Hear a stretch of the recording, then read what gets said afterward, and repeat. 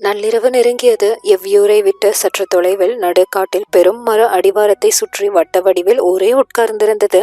எங்கும் பந்தங்கள் எரிந்து கொண்டிருந்தன. நடுவில் ஆடுகளும் இருந்தது. உட்காருவதற்கு ஏதுவாக மண் திட்டுகளும் மர அடுக்குகளும் உருவாக்கப்பட்டிருந்தன. அந்த பெரும் மரப்புதர்தான் கொற்றவையின் இருப்பிடம். அந்த மர அடிவாரத்தின் முன்னர் இலை விரித்த 15 விதமான பனங்கூடைகள் நிறைய பல்வேறு வகையான பழங்கள் நிரப்பி வைக்கப்பட்டிருந்தன. சுற்றிலும் பெரும் கூட்டம். நேர் எதிரே பாரியின் இருக்கை, அதற்கு பக்கத்தில் கபிலர் அமர்ந்திருந்தார். மரத்தின் வலது பக்கம் எண்ணற்ற பாணர்கள் வாத்திய கருவிகளோடு காத்திருந்தனர். இடது பக்கம் குலநாகினி உட்கார்ந்திருந்தார். அவளை சுற்றி நாகினிகளின் கூட்டம் இருந்தது. ஊர் மன்றலில் நடக்கும் குறவை கூத்துக்கோ, பாணர்களின் ஆட்டம் பாட்டத்துக்கோ, சந்தன வேங்கை முன்பு நிகழும் வள்ளி கூத்துக்கோ நாகினிகள் வரமாட்டார்கள். குலச்சடங்குகள் தவிர்த்த கொற்றவை கூத்துக்கு மட்டுமே அவர்கள் வருவார்கள். இருளின் மையத்தில் சிறு திறந்த வெளிச்சத்துக்கு நடுவில் குலநாகினியை பார்ப்பதே அச்சம் கொள்ள செய்தது. அவளின் தோளிலும் மடியிலும் கூகை குஞ்சுகள் தாவி சரிந்து கொண்டிருந்தன. அவள் தன்மேல் போட்டிருந்த தாவர வேர்களாலான மாலைக்குள் சிறு பாம்புகள் நெளிவது போல கபிலருக்கு தெரிந்தது. அந்த சூழலே மிகவும் அச்சமூட்டுவதாக இருந்தது. விழா தொடங்கவில்லை. பெரும் அமைதி நிலவியது. யாருக்காக காத்திருக்கிறார்கள் என்பது தெரியல. கபிலருக்கு கொற்றவை விழா பற்றி எத்தனையோ கேள்விகள் இருந்தன. ஆனால் விழா நாள் நெருங்க நெருங்க ஒரே பேச்சை குறைத்து மௌனமாகியது. கபிலரால் யாரிடமும் எளிதில் உரையாட முடியல. தன்னோடு எப்போதும் பேசி மகிழும் நீலன் மற்றவர்களை விட இறுகிய மௌனம் கொண்டிருந்தான். அவனிடம் இருந்த ஒரு வார்த்தையை கூட கபிலரால் வாங்க முடியல. ஏனென்றும் புரியல. கபிலர் கேட்கிறார் என்பதால் பாரி மட்டுமே அவ்வப்போது ஒரு சில கேள்விகளுக்கு பதிலளித்தான். கொற்றவை கூத்து பாலை நிலத்துக்கு உரியதுதானே, அதை ஏன் குறிஞ்சி நிலத்தில் நடத்துகிறீர்கள் என்று கேட்டாரு கபிலர். மனம் கொடும் பாலையாக வெடித்து கிடக்கும் போது எங்கே நடத்தினால் என்ன? பாரியிடம் இருந்து இவ்வளவு விரக்தியான ஒரு பதிலை கபிலர் எதிர்பார்க்கல. அவர் திகைப்புற்று நின்றாரு. இது குறிஞ்சிக்கு உரிய கூத்து அன்று, ஐந்திணைக்கும் உரிய கூத்து என்ற பாரியின் குரல் சத்தற்ற பெரும் கலக்கம் கொண்டிருந்தது. இதற்கு மேல் கேள்வி எதுவும் கேட்க வேண்டாம் என கபிலர் எண்ணிக்கொண்டிருந்த போது பாரி தொடர்ந்தான். இந்த மண்ணெங்கும் மூவேந்தர்களால் எத்தனையோ குளங்கள் அழிக்கப்பட்டு விட்டன. பல நூறு ஆண்டுகளாக குருதி ஆறு வற்றாமல் ஓடிக்கொண்டிருக்கிறது. அழிப்படும் குளங்களின் எண்ணிக்கை இன்று வரை தொடர்கிறது. இந்த விழாவுக்கும் பாரி சொல்லும் பதிலுக்கும் என்ன சம்பந்தம் என்று குழப்பத்துடன் கபிலர் கேட்டுக்கொண்டிருந்தாரு. பாரி தொடர்ந்தான். அழிக்கப்பட்ட குளங்கள் எண்ணிக்கையில் எத்தனையோ, யார் அறிவார்? ஆனால் பேரரசுகளின் கொடும் தாக்குதலில் இருந்து தப்பி உயிர் பிழைத்தவர்கள் மிக சிலர். அவர்கள் எங்கெங்கோ அலைந்து திரிந்து இறுதியில் பரம்பு நாட்டுக்கு வந்து குடியேறியுள்ளனர். மூவேந்தர்களால் அளிக்கப்பட்ட 16 குளங்களின் மிச்சங்கள் இப்போது பரம்பு நாட்டில் வசிக்கின்றன. அவர்கள் போர் தெய்வமான கொற்றவையிடம் முறையிட்டு ஆறா துயரை கொட்டி வஞ்சினம் உரைக்கும் விழாதான் இது. அளிக்கப்பட்ட 16 குளங்களின் வழி தோன்றல்கள் இன்னும் மிச்சம் இருக்கிறார்களா? அவர்கள் எல்லாம் பரம்பு நாட்டில் இருக்கிறார்களா? செய்தி கபிலரை கலங்கடித்தது. பாரி தொடர்ந்தான். நாங்கள் மட்டுமே வேந்தர்களிடம் இருந்து பாதுகாத்து அடைக்கலம் தர முடியும் என்ற நம்பிக்கையில் அவர்கள் இங்கு குடிபுகுந்தனர். அந்த குளங்களுக்கான குடிப்பாணர்களின் வழித்தோன்றல்கள் இப்போது எங்கெங்கோ இருக்கின்றனர். அவர்கள் எல்லாம் 4 ஆண்டுக்கு ஒரு முறை நிகழும் இந்த விழாவுக்கு வந்துவிடுவர்.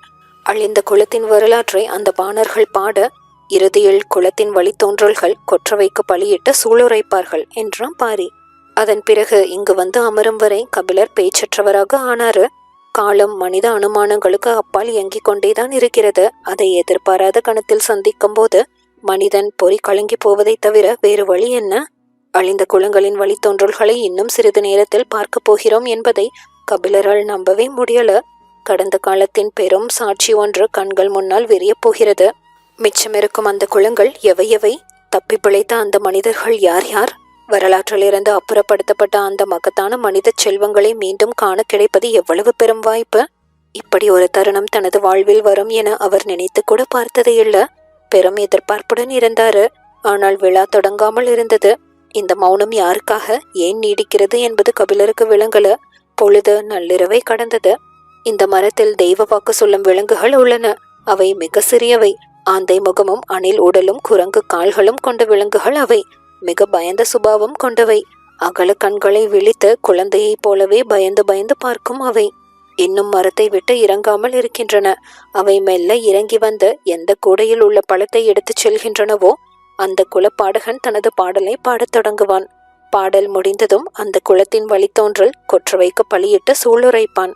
அந்த தெய்வ வாக்கு விலங்குகள் இறங்கி வருவதற்காகத்தான் எல்லோரும் அமைதி கொண்டு காத்திருந்தனர். சிறு சத்தமும் அசைவும் இருந்தால் கூட அவை வெளிவராது. எனவே அந்த இடத்தில் இருள் மிரளும் அமைதி நிலவியது. மரக்கிளைகளுக்கு நடுவில் அப்போதுதான் பிறந்த ஆட்டுக்குட்டியைப் போல சின்னஞ்சிறிய உடல் கொண்ட அந்த விலங்கு மெல்ல இறங்கி வந்தது. தலையை திருப்பி திருப்பி பார்த்தபடி பயந்த விழிகளோடு கூடை அருகில் வந்தது. எல்லோரும் அது எந்த பழத்தை எடுக்கப் போகிறது என்பதை உற்று பார்த்து கொண்டிருந்தனர். கபிலரின் கண்கள் இமை கொட்டாமல் நிலை குத்தி நின்றன. அசையும் மரக்கொப்பு ஒன்ற சிற்றோசை எழுப்ப பயந்து கன நேரத்துக்குள் அது உள்ளோடி ஒளிந்தது. அதன் மறு வருகைக்காக எல்லோரும் காத்திருந்தனர். அதைவிட சின்னதான தெய்வ வாக்கு விலங்கு ஒன்று வேறு திசையில் இருந்து இறங்கி வந்தது. தயங்கியபடி கால் எடுத்து வைத்த அது கூடைக்கு அருகில் வந்து சேராது என்றுதான் பலரும் நினைத்தனர்.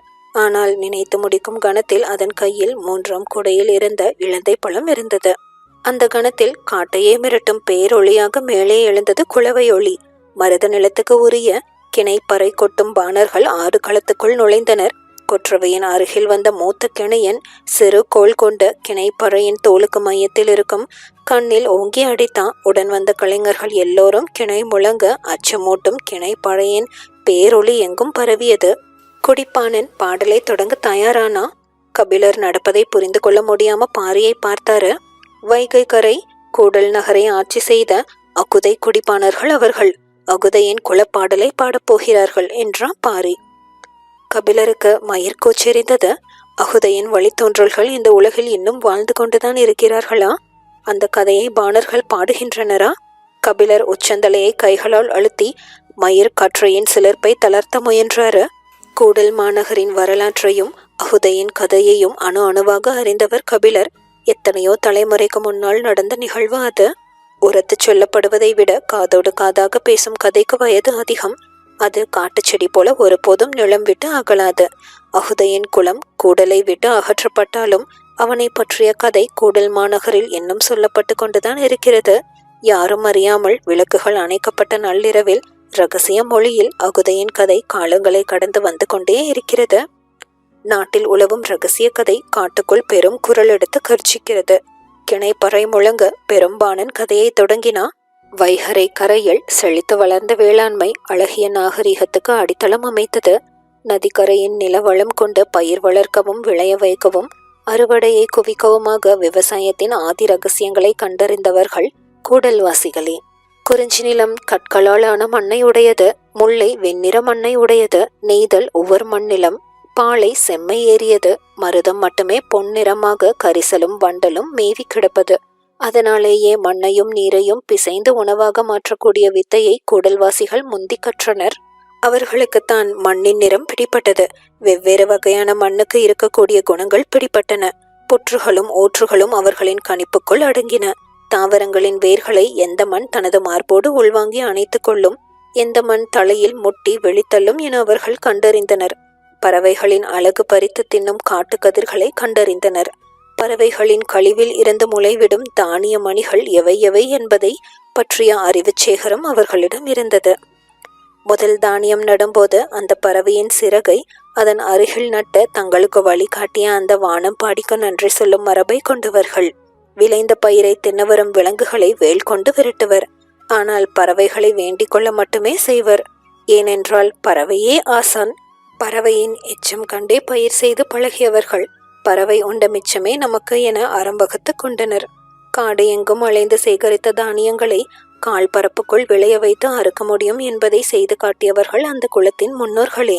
அவர்களே மனித கூடலின் ஆற்றலை மண்ணில் விளையும் பயிராக மாற்றியவர்கள். அவர்கள் வாழ்விடமே கூடல் என அழைக்கப்படலாயிற்று. அந்த கூடல் நகரை உருவாக்கிய குலத்தின் தலைவன் அகுதை. அகுதையின் கதையை குலப்பாடகன் பாடத் தொடங்கிய கணமே பாரியின் கண்கள் கலங்கின. வேளாண் அறிவின் நுணுக்கத்தை இந்த உலகுக்கு கண்டறிந்து சொன்னது அகுதையின் குலம் அல்லவா? கபிலரை பார்த்து பாரி சொன்னபோது அவனது கண்களில் திரண்ட நீருக்குள் பந்தத்தின் வெளிச்சம் நெளிந்தது. உப்பு விற்கும் உமணர்களே நிலமெங்கும் அலைந்து திரிபவர்கள். கடற்கரை தொடங்கி மலை முகடு வரை அவர்களின் வண்டி சக்கரங்கள் சதா உருண்டு கொண்டே இருந்தன.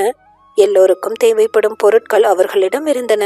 எல்லோரும் தங்கள் கைவசம் இருந்த பொருளை அவர்களிடம் கொடுத்து ஒப்பை பெற்றனர். இந்த நிலமெங்கும் இருக்கும் மனித கூட்டங்கள் அவர்களின் வாழ்விடங்கள். அங்குள்ள பாதுகாப்பு ஏற்பாடுகள், செல்வ செழிப்பு, சேமிப்பு என எல்லாவற்றையும் அறிந்தவர்கள் அவர்களே. கூடல் நகரில் வளமை கொடிக்கட்டி பறந்தது. விளைச்சல்கள் குவிய தானிய குதிர்கள் வைக்கும் ஆளுயர மொடாவை உமணர்கள் அங்குதான் முதலில் கண்டனர். அந்த குலத்தின் செழிப்பு உமணர்களின் கண்களில் அதிசயம் என நிலை பெற்றது. அது சொல்ல வேண்டிய எல்லா செய்திகளையும் சொன்னது. பொருணையாற்றின் முகத்வாரத்தில் இருந்த கொட்கை பாண்டியன் தன் வீரர்களோடு புறப்பட வேண்டிய நாளை உமணர்கள் சொன்ன தகவலை வைத்தே முடிவு செய்தான். வைகையில் புனலாட்டு விழா, கூடல்வாசிகள் முழுவதும் நீராடி மகிழ்ந்திருக்கும் நன்னாள். அன்று காலை நமது படை கூடல் நகருக்குள் நுழைந்தால் எளிதில் அதை கைப்பற்றலாம் என்ற உமணர்கள் நாள் குறித்து சொன்னார்கள். முதல் நாள் நண்பகலில் கொட்கை பாண்டியன் படை கடற்கரையிலிருந்து புறப்பட்டது. கிணைப்பானன் தனது தாளலயத்தை கூட்டத் தொடங்கினான். செங்காலி மரத்தால் செய்யப்பட்ட மயிர் சீவாத செவ்வி தோளை கொண்டு போர்த்தப்பட்ட கிணைப்பாறை அதன் அகால ஓசையை எழுப்பத் தொடங்கியது. குலப்பாடகனின் குரல் நாளங்கள் வெடிப்புறத் தொடங்கின. ஒரு கொடூரம் அரங்கேறப் போகும் விடியல் பொழுதைப்பாடு அவனது நா எழல. பொழுது புலர்ந்தது. வைகையின் பெருவெள்ளம் தாவி குதித்தோடியது. கூடல் மாநகரே நதிக்கரையில் வந்து ஆவலோடு நின்று கொண்டிருந்தது. குலத்தலைவன் அகுதை யானை மீது ஏறி வைகை கரைக்கு வந்து சேர்ந்தான். எல்லோரும் அவனது கையசைவுக்காக காத்திருந்தனர். வைகையை வணங்கி கூட்டத்தை நோக்கி கையசைத்தான் அகுதை. புனலாட்டு விழா தொடங்கியது. கரையில் இருந்த இளைஞர்களும் இளைஞிகளும் வைகையில் பாய்ந்து உள்ளே இறங்கினர். புனலாட்டு விழா என்பது காதல் திருவிழா. காதலர்கள் நீரால் ஒருவரையொருவர் அடித்து விளையாட ஆரம்பித்து நேரம் செல்ல செல்ல நீர் அடித்தாலும் விலகாத விளையாட்டாக மாறும். மணமானவர்களும் தம் இணையோடு சென்று வைகையில் நீராடி காதல் பேசி கனிவு கொண்டு விளையாடுவர். காமத்துக்கு மிக அருகில் பயணிக்கும் ஒரு திரவம் நீர். அதுவும் நதியில் ஓடும் நீர் தனது உள்ளங்கையில் இருக்கும் ஆணையும் பெண்ணையும் கன நேரத்துக்குள் கரைத்துவிடும். கரைந்தவர்கள் காதல் கொண்டவரின் உடலுக்குள் உறைந்திருப்பர். உடலின் வாசனையை மனதுக்குள் பாயவிடும் மாயசக்தி நீருக்கு மட்டுமே உண்டு. மண்ணில் கால் பாவாமல் மனிதன் நடப்பது தண்ணீருக்குள்ளும் காதலுக்குள்ளும் தான். இரண்டும் ஒன்று சேரும் தருணத்தில் நிகழ்வது எல்லாம் மாய வித்தைகளே. வித்தைகளின் வாடிவாசல் வழியே பீரிட்டு ஓடிக்கொண்டிருந்தது வைகை. அகுதை உள்ளிறங்கும் பொழுதுக்காக கரையில் நின்றிருந்தவர்கள் காத்திருந்தனர். காதல் ஏறிய கண் கொண்டு தனது மனைவியை பார்த்தான் அகுதை. அவளோ அவனது தோல் கவ்வி உள்ளிறங்கும் பொழுதுக்காக காத்திருந்தா. அகுதை நதி நீருக்குள் கால் நுழைத்தான். இன்னும் சற்று உள்ளே போகட்டும், அவனது தோலை தாவி பிடித்தபடி நாம் இறங்குவோம் என அவள் கல் பாவிய திட்டில் நின்றிருந்தா. ஏன் இன்னும் வராமல் இருக்கிறாள் என யோசித்தபடி அகுதை இரண்டாவது அடியை எடுத்து நீருக்குள் வைத்தான். அவன் தோளின் மேல் சரிந்து விழலாம் என அவள் நினைத்த போது அருகில் தோழியிடம் இருந்த அவள் மகன் பெரும் குரல் எடுத்து அழ ஆரம்பித்தான். பெருக்கெடுத்து ஓடும் நீரும் உற்சாக பேரொளியும் குழந்தையை பயமுறுத்தி இருக்கும். அவனை அமைதிப்படுத்திவிட்டு வருகிறேன், நீங்கள் உள்ளிறங்குங்கள் என சொல்லிவிட்டு தோழியிடம் போனா. தாயை பார்த்ததும் குழந்தையின் அழுகை மேலும் கூடியது. அவள் அவனை சமாதானப்படுத்த எவ்வளவோ முயன்றா, முடியல. நீருக்குள் இருந்து அவளையே பார்த்து கொண்டிருந்தான் அகுதை. அந்த பார்வை அவளை துளைத்து கொண்டிருந்தது. குழந்தை அழுகையை நிறுத்துவதாக இல்ல. வேறு வழியில்லாமல் குழந்தையை தூக்கி கொண்டு நதிக்கரை விட்டு சற்றே அகன்று உள்காட்டுக்குள் நுழைந்தா. குழந்தையின் முதுகை தட்டியபடி சமாதானப்படுத்தினா. குழந்தை அழுகையை நிறுத்தவே இல்ல. நீரின் சத்தம் நீராடுவோர் சத்தமும் கேட்காத அளவுக்கு அடர்ந்த மரங்களுக்கு இடையே மிகவும் உள்ளே சென்றா. உள்ளே செல்ல செல்ல ஓசையின் அளவு கூடுவது போல உணர்ந்தா. மனித கூக்குரல் எங்கும் எதிரொலிக்கிறதே என யோசித்தவ அகுதையின் கண்கள் தன்னை தடுமாற வைக்கிறது என நினைத்தபடி காட்டை ஊடுருவி வெகு தொலைவு சென்றா.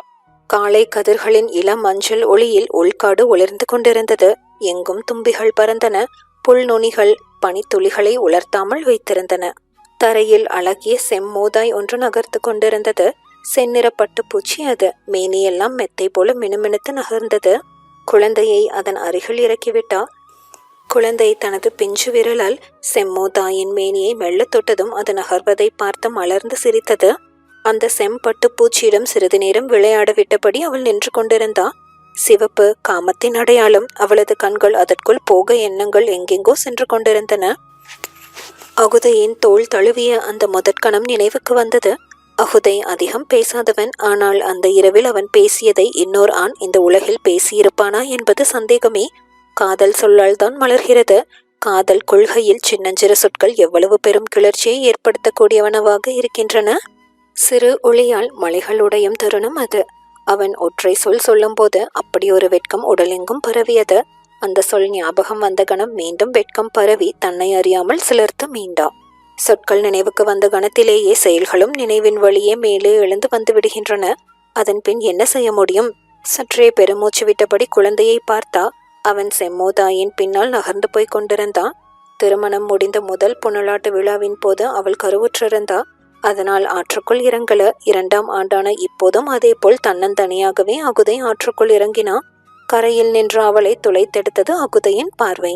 ஆணின் பார்வை பெண்ணின் பார்வையைப் போல நயமிக்கது இல்ல. ஆணின் கண்கள் காதல் கொள்பவை, ஆனால் காதலை சொல்ல கற்றவை அல்ல. அவன் பார்வையால் பற்றி இழுத்தாலும் அவள் கண்களால் கைமாறு செய்து கொண்டிருந்தா. கண்கள் விழித்திருந்தாலும் ஆந்தைக்கு பகலில் பார்வை கிடையாது. அதை போலத்தான் மனிதன் நீருக்குள் மூழ்கிவிட்டால் பார்வையை தொலைத்து விடுகிறான். ஆனால் காதலர்களுக்கு அப்படியல்ல. அவர்கள் அந்த இடமே பார்வை பெறுகின்றனர். கண்களின் வேலையை கைகள் எடுத்துக்கொள்கின்றன.